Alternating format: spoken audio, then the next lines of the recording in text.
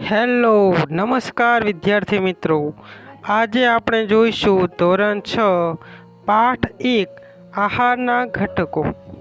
વિદ્યાર્થી મિત્રો, પાઠ 1 આહારના ઘટકોમાં મોસ્ટ આઈએમપી MCQની ચર્ચા કરીશું. ચાલો વિદ્યાર્થી મિત્રો,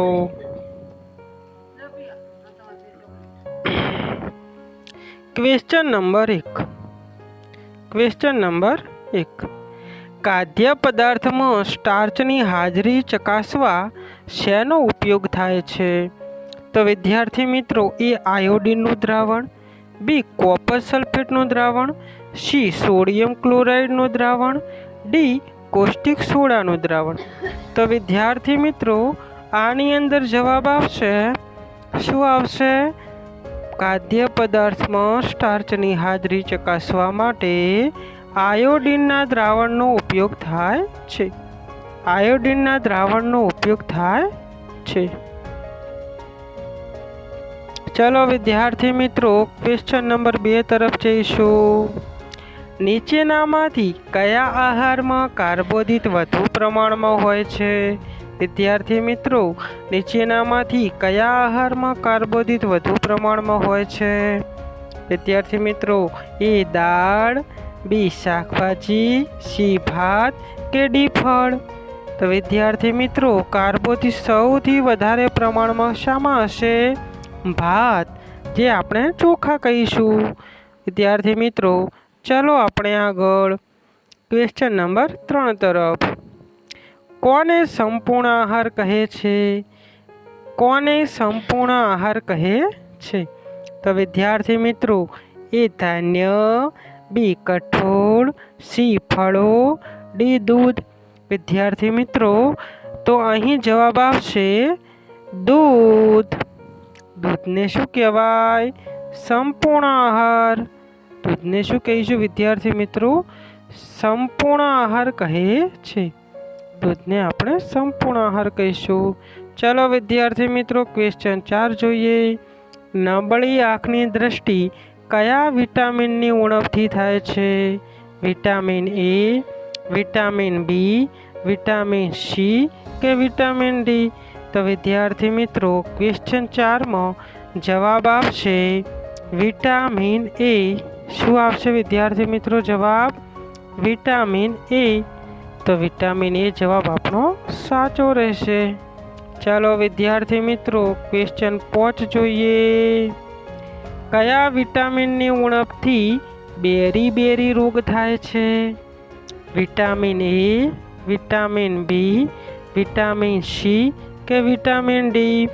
તો વિદ્યાર્થી મિત્રો, વિટામિન બીની ઉણપથી, વિટામિન બીની ઉણપથી શેનો રોગ થાય?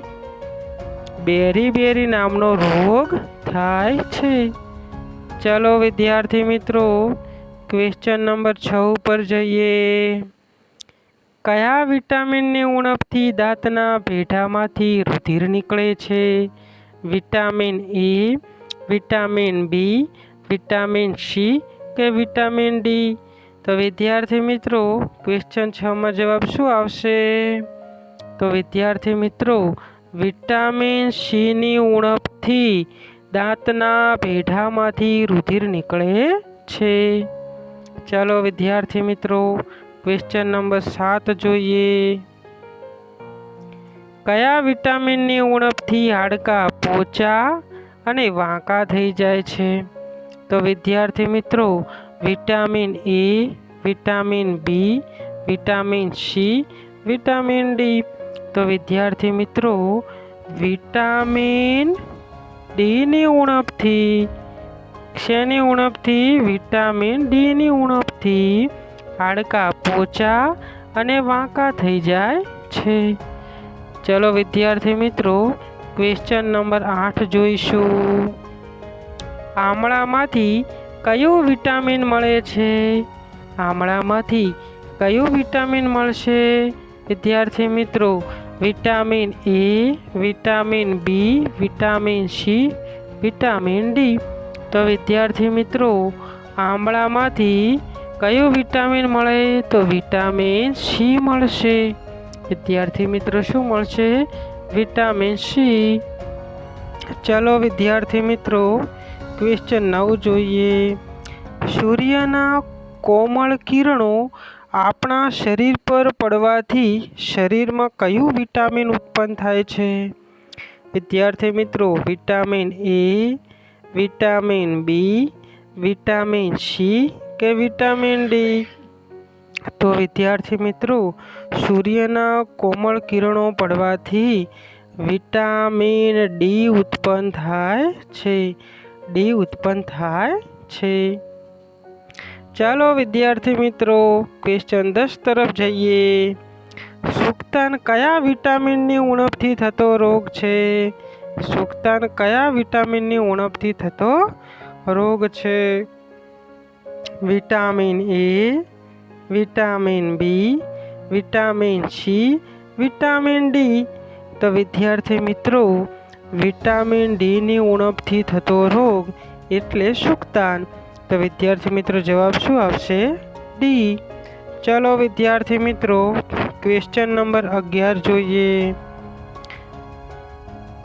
સ્કર્વી રોગ કયા વિટામિનની ઉણપથી થતો રોગ છે? સ્કર્વી રોગ કયા વિટામિનની ઉણપથી થતો રોગ છે? Vitamin A, vitamin B, vitamin C, vitamin D? તો વિદ્યાર્થી મિત્રો સ્કર્વી એ વિટામિન સીની ઉણપથી થતો રોગ છે. શું આવશે વિદ્યાર્થી મિત્રો? Vitamin C. ચાલો વિદ્યાર્થી મિત્રો આગળ જોઈએ. આયોડિનની ઉણપથી થતો રોગ કયો છે? Question number 12. આયોડિનની ઉણપથી થતો રોગ કયો છે? વિદ્યાર્થી મિત્રો એ સ્કર્વી, બી ગોઈટર, સી સુક્તાન, ડી એનેમિયા? તો વિદ્યાર્થી મિત્રો આયોડિનની ઉણપથી થતો રોગ ગોઈટર જે ગળામાં થાય છે. વિદ્યાર્થી મિત્રો તો જવાબ આવશે આપણો બી. ચાલો વિદ્યાર્થી મિત્રો ક્વેશ્ચન નંબર 13 જોઈએ. હાડકાના બંધારણ માટે કયો ખનિજ ક્ષાર જરૂરી છે? વિદ્યાર્થી મિત્રો અહીં હાડકાના બંધારણ માટેનો જ ખનિજ ક્ષાર કીધો છે, બરોબર? તો અહીંયા જવાબ શું આવશે? વિકલ્પ એ આયર્ન, બી કેલ્શિયમ, સી આયોડિન કે ડી આપેલા તમામ? તો વિદ્યાર્થી મિત્રો હાડકાના બંધારણ માટે જરૂરી ખનિજ ક્ષાર કયો? તો કેલ્શિયમ આવશે. શું આવશે વિદ્યાર્થી મિત્રો? કેલ્શિયમ. ચાલો વિદ્યાર્થી મિત્રો આગળ જોઈએ. Question number 14. એનિમિયા શાની ઉણપથી થતો રોગ છે? વિદ્યાર્થી મિત્રો એ કેલ્શિયમ, બી આયોડિન, સી ફોસ્ફરસ કે ડી આયર્ન? તો વિદ્યાર્થી મિત્રો એનિમિયા આયર્નની ઉણપથી થતો રોગ છે. જવાબ શું આવશે? D iron. ચાલો વિદ્યાર્થી મિત્રો ક્વેશ્ચન નંબર 15 જોઈએ. કોપર સલ્ફેટનું દ્રાવણ કયા રંગનું હોય છે? વિદ્યાર્થી મિત્રો કોપર સલ્ફેટનું દ્રાવણ કયા રંગનું હોય છે? ભૂરા, બી કાળા, સી પીળા, ડી સફેદ? તો વિદ્યાર્થી મિત્રો કોપર સલ્ફેટનું દ્રાવણ ભૂરા. અને કોપર સલ્ફેટનું અણુસૂત્ર વિદ્યાર્થી મિત્રો શું થશે? CuSO4, જે તમે આગળ જઈને આગળના ધોરણમાં જોવાના છો. ચાલો વિદ્યાર્થી મિત્રો ક્વેશ્ચન નંબર 16 જોઈએ. ગળામાં આવેલ ગ્રંથિ ફૂલી ગઈ છે તો તેને કયો રોગ થયો હશે? વિદ્યાર્થી મિત્રો ગળામાં આવેલ ગ્રંથિ ફૂલી ગઈ છે તો તેને કયો રોગ થયો હશે?